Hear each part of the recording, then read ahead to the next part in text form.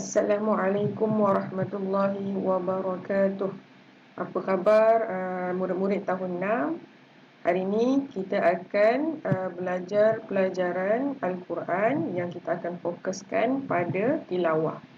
Baik, untuk hari ini kita akan melancarkan bacaan Al-Quran kita dengan membaca surah Al-Fajr. Baik, kalau dekat dalam buku teks boleh rujuk muka surat 3. Baik, untuk waktu sekarang dalam video ni Ustazah akan bacakan surah Al-Fajr ni dari ayat 1 sampai ayat 30. Okey, murid-murid boleh bersedia untuk baca bersama-sama juga. Baik. A'udzu billahi minasy syaithanir rajim. Bismillahirrahmanirrahim. Wal fajr وليال عشر والشفع والوتر والليل إذا يسر هل في ذلك قسم لذي حجر ألم تر كيف فعل ربك بعاد إرم ذات العماد التي لم يخلق مثلها في البلاد وثمود الذين جابوا الصخر بالواد وفرعون ذي الأوتاد الذين طغوا في البلاد فأكثروا فيها الفساد فصب عليهم ربك سوط عذاب إن ربك لبالمرصاد فأما الإنسان إذا ما ابتلاه ربه فأكرمه ونعمه فيقول ربي أكرمن وأما إذا ما ابتلاه فقدر عليه رزقه فيقول ربي أهانن كلا بل لا تكرمون اليتيم ولا تحاضون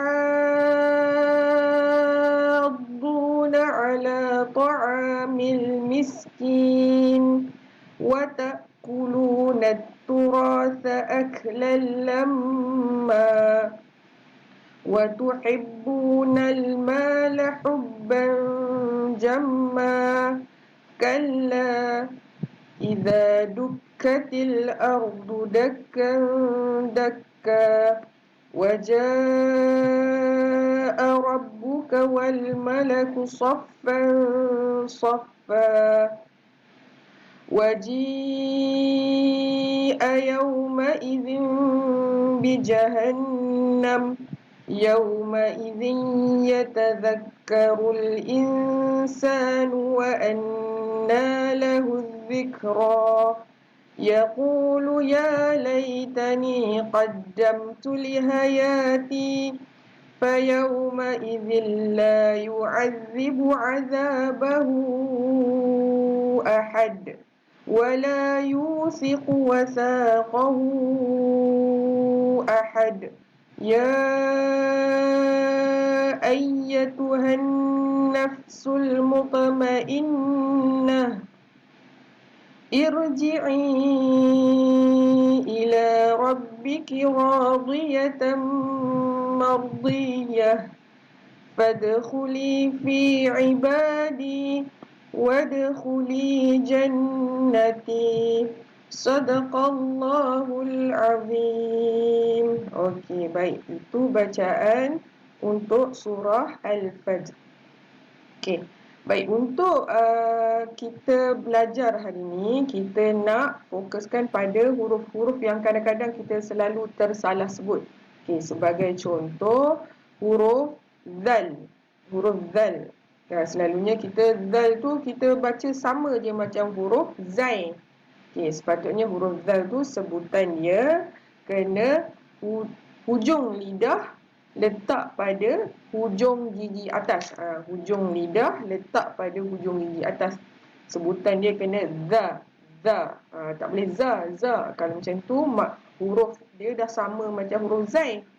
Jadi beza dia huruf zal tu hujung lidah kena letak pada hujung gigi atas za. Sama juga dengan huruf ta. Huruf ta misluha. Huruf ta hujung lidah kena letak pada hujung gigi atas ta. Jadi tempat untuk huruf za dengan huruf ta sama, dekat hujung lidah letak pada hujung gigi atas. Baik, kemudian huruf yang kita selalu tersalah sebut, huruf ha dengan huruf ha. Macam contoh ayat yang kelima ni. Ha. Sepatutnya bunyi dia tak ada bunyi pedas.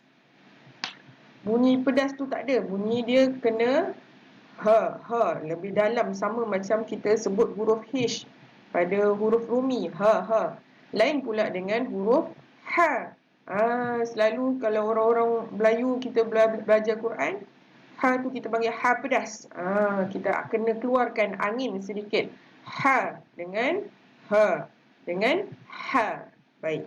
Kemudian huruf, kalau kita jumpa dengan huruf kaf yang ada tanda mati, kita kena baca dia, keluarkan sedikit angin. Macam ayat yang ke-12 ni. Fa'aktharu. Bukan fa'aksaru. Huruf kaf dengan huruf ta, kalau ada tanda mati, kita kena keluarkan sedikit bunyi angin. Tapi jangan terlalu berlebih-lebih. Itu dah lain. Itu dah nak ke arah dah macam huruf kha dah. Tapi huruf kaf dengan huruf ta ada tanda mati, kita kena keluarkan sedikit bunyi angin. Atau dalam hukum tajwidnya kita panggil hukum hamas. Baik. Untuk bacaan panjang. Okey, bacaan panjang contoh pada ayat ke-15. Okey, kita nampak ada tanda ombak. Baik, kita tahu kalau kita jumpa tanda ombak macam ni, kita mesti kena baca panjang. Tapi kita tak tahu baca panjang tu berapa harakat, 4 ke, 5 ke, 6. Baik. Untuk baca Quran, tapi kadang-kadang kita tak tahu lagi apa nama hukum tu. Tak apa. Bila kita nak baca Quran, kita hanya perlu tahu berapa panjang kita nak baca, macam mana cara kita nak baca. Kalau kita nak tahu hukum-hukum tu, apa pengertian tajwid tu, itu untuk kita jawab koreksa. Tapi untuk kita baca Quran tiap-tiap hari, nak mudahkan kita nak tahu berapa panjang kita nak baca Quran. Okey, sebagai contoh pada ayat 15 ni, fayaqulu rabbi akraman. Baik, dekat ya ni atas dia ada simbol ombak. Kita selalu panggil dia simbol ombak. Baik, macam mana kita nak tahu berapa panjang bacaan? Okey, kita tengok sebelah simbol ombak ni ada hamzah. Dia jumpa hamzah. Baik, kalau kita kena ingat, kalau tanda ombak jumpa dengan hamzah, kita baca dia 4 ataupun 5 harakat. Baik, jadi bacaan dia fayaqulu rabbi akraman. Macam tu. Baik, sama juga macam kat sebelah dia. Wa amma iza. Okey, dekat atas alif ni huruf mat kan? Atas dia ada tanda simbol ombak. Baik, sebelah dia ada huruf hamzah tak? Ada. Kalau ada, kita baca berapa? 4 ataupun 5 harakat. Baik, kita tengok lagi contoh. Contoh lagi ayat yang ke-16 hujung ni. Fayaqulu rabbi ahanan. Baik, kita nampak ada huruf ya, huruf mat ni. Atas dia ada ombak. Jadi sebelah ombak tu ada tak hamzah? Ada. Kalau ada, baca berapa? 4 ataupun 5 harakat. Okey, boleh faham? Baik, okey. Seterusnya ayat ke-18. Okey, tadi kita dah bincang kalau kita jumpa tanda ombak, kita kena baca panjang.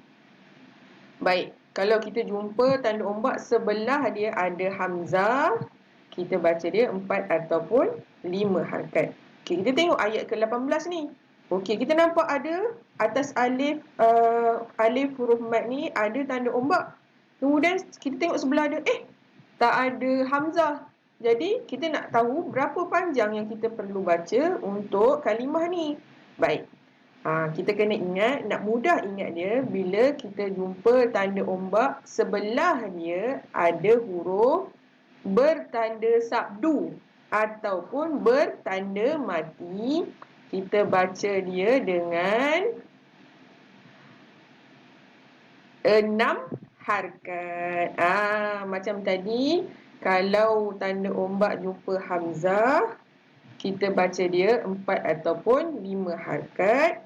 Kalau tanda ombak jumpa dengan huruf ada tanda sabdu ataupun tanda mati, kita baca panjang dia 6 harakat. Apa hukum dia? Itu tak apa. Itu nanti untuk kelas tajwid kita akan belajar.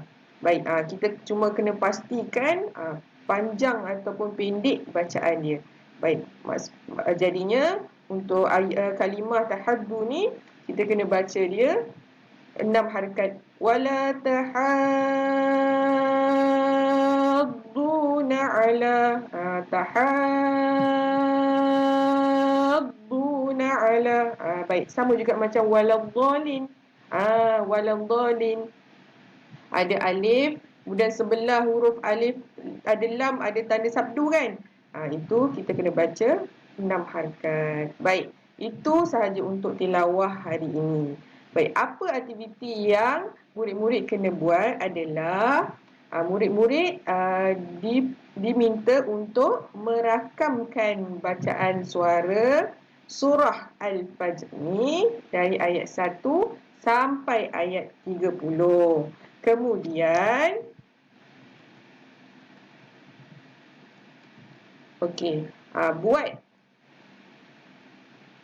buat aktiviti yang ustazah akan bagi dalam WhatsApp nanti sama.